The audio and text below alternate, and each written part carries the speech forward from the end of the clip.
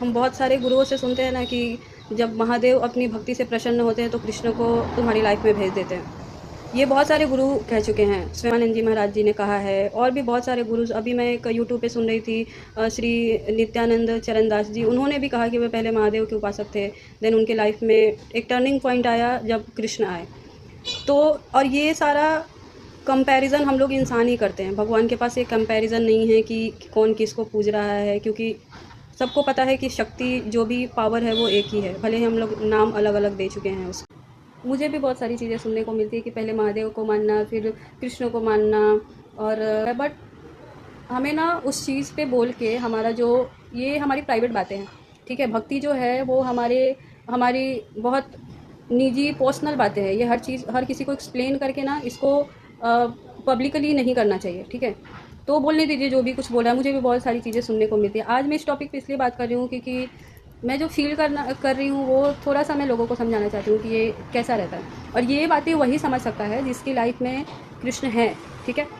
तो महादेव के साथ मेरा रिश्ता ऐसा है जैसे पापा के साथ होता है। और इंटरेस्टिंग बात यह है कि मेरे पापा का नाम भी शंकर है।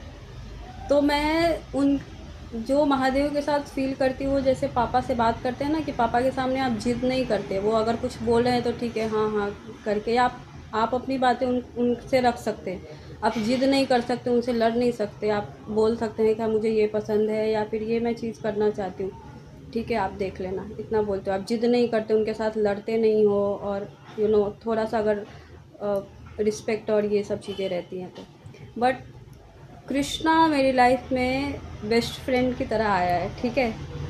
अगर कुछ चीज़ें नहीं होती तो मैं लड़ती हूँ, मैं गुस्सा भी करती हूँ कि ये चीज़ें कैसे नहीं हो रही है, ठीक है ना, तुमने चालू कर दी ना वापस अपना नाटक। मैंने एक चीज़ नोटिस किया है कि जब मैं महादेव की भक्ति करती थी, कैसा रहता है ना कि अगर आपके लाइफ में आपके पापा हैं फिर भी आप अपने लिए एक पार्टनर देखते रहते हो, ठीक है।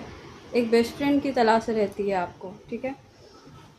सेम मेरे साथ हुआ है कि जब महादेव थे तो भी मैं ऐसा लगता था कि कोई तो रहना चाहिए लाइफ में, ठीक है, एक बेस्ट फ्रेंड या फिर कोई एक पार्टनर।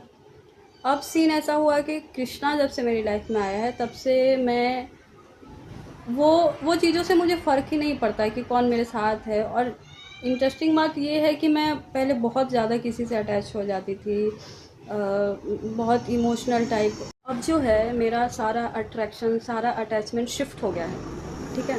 ऐसा नहीं है कि मैं टोटली लोगों से एकदम डिस्कनेक्ट हो गई हूँ और मुझे कुछ फ़र्क ही नहीं पड़ता, ऐसा नहीं है। बट पहले ऐसा था कि बहुत ओवर थिंकिंग होती थी कि यार ये क्या सोच लेगा मेरे बारे में, या मैं ऐसा बोलूँ कि नहीं बोलूँ, ये गुस्सा हो गया है अभी इसको मनाना पड़ेगा, या फिर ये क्यों गुस्सा हो गया मेरी बातों का पूरा। अब ये सारी over thinking I don't know कि कैसे शिफ्ट हो गई है, मुझे कुछ फ़र्क ही नहीं पड़ता। हाँ ठीक है, किया तो किया, हाँ ठीक है, आप आओ तो ठीक है, नहीं आओ तो ठीक है, गुस्सा हो गुस्सा रहो।